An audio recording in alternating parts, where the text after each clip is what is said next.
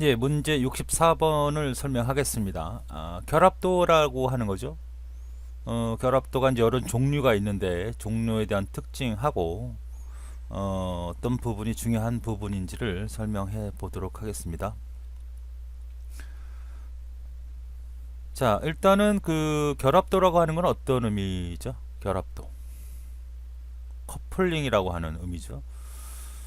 구조적 프로그램에서는 하나의 어떤 데이터들이 이렇게 존재하고 이 데이터들을 처리할 수 있는 프로그램을 따로따로 작성하는 것이 기본적인 틀입니다. 우리 요거를 뭐라고 하죠? 모듈이란 말을 쓰는데 다른 말로 뭐 함수라고도 할 수 있고 의미성 이해할 때는 어떤 부품이다 이렇게 이해할 수 있는 겁니다. 그러니까 프로그램을 이렇게 따로따로 작성을 해서 부품을 조립하듯이 프로그램을 짜야 되는 것이 바로 구조적 프로그램의 해법인데요.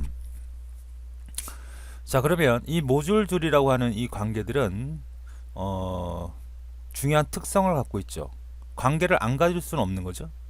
모듈들은 관계를 다 갖게 됩니다.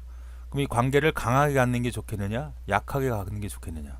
당연히 강하게 아니라 약하게 가져야 된다는 거죠. 예를 들어서 우리가 컴퓨터라고 생각을 해봅시다. 컴퓨터는 모니터, 본체, 키보드 이런 부품들로 연결이 되어 있는 거잖아요.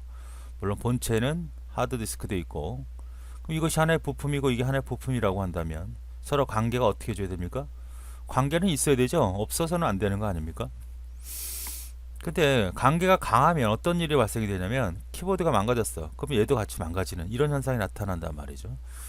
프로그램에서도 마찬가지죠. 이 모듈이 하나가 망가지면 얘도 영향을 받아서 망가진다는 얘기죠. 그런 것들을 우리가 강하게 갈 때 느껴볼 수 있는데, 그래서 우리가 프로그램 소스를 보고서 강약을 따지는 그런 판단 기준을 해서 순서를 만들어 놓은 게 있죠. 첫 번째 자료 결합이라는 게 있고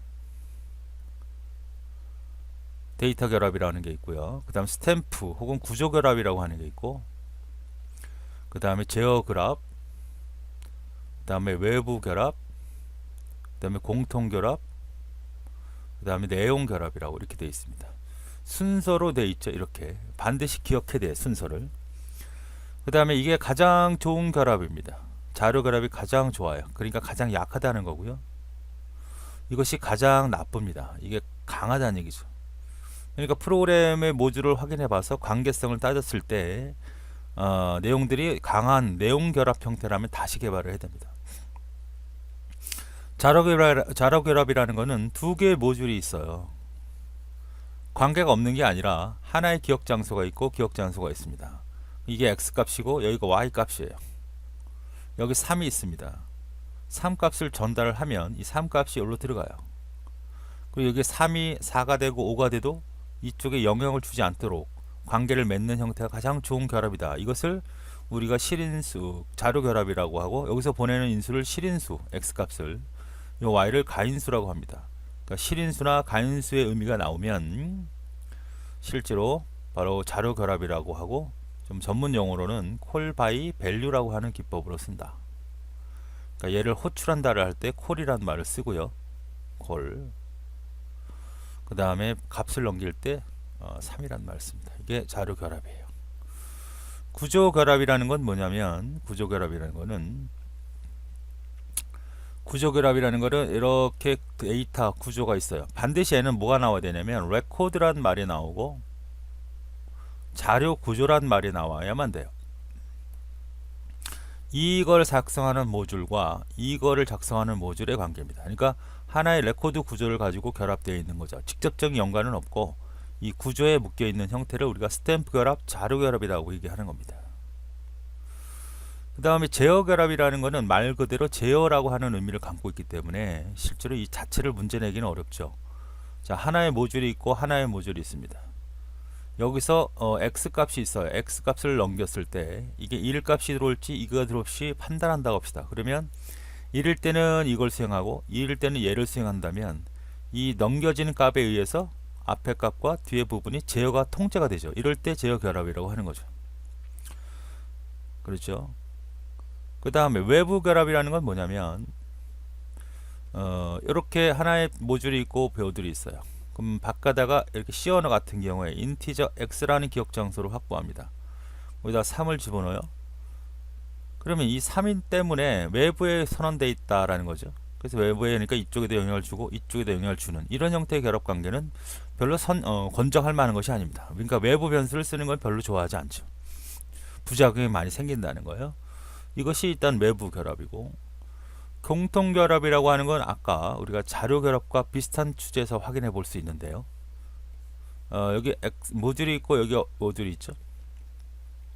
x 값이 있고 여기 y 값이 있는데 여기가 3 값이 있어요.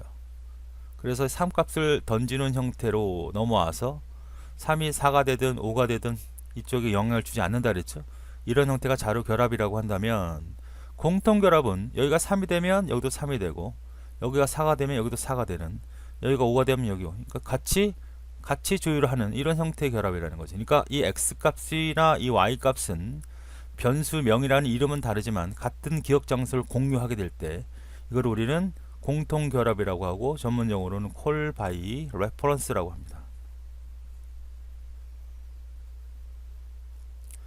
call by reference라고 해요. 주소 개념이 공유되어 있다 이런 얘기죠.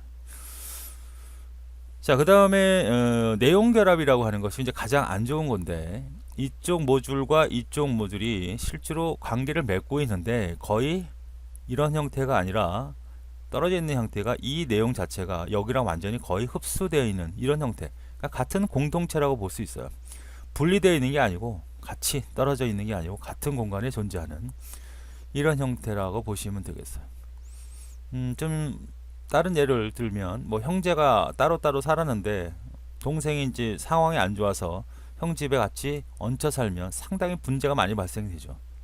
좋을 수도 있지만 문제가 많이 발생이 됩니다. 이런 형태의 결합이라고 보시면 되겠어요. 자, 그럼 문제를 봐야겠습니다. 자, 자료 결합이라고 하는 데이터 결합은 두 모듈의 매개 변수로까지는 맞아요.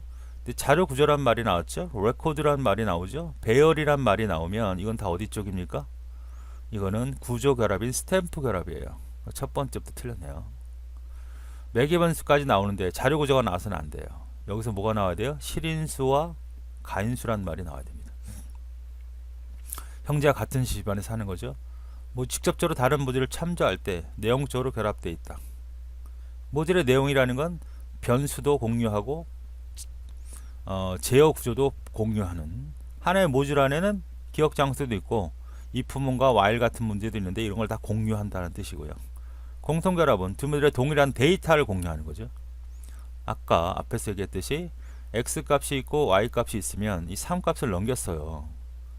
그럼 여기가 3, 4가 변해도 여기에 영향을 받지 않도록 해주는 데이터 결합이 돼야 되는데, 여기가 계속 증가가 돼도 여기도 같이 따라서 증가되는, 여기가 문제가 생기면 여기도 문제가 생긴다는 얘기죠. 이런 형태는 공통 결합, 동일한 데이터를 쓸 때. 그 다음에 결합도가 두 모듈의 상호작용, 의존도를 나타내는 것이다.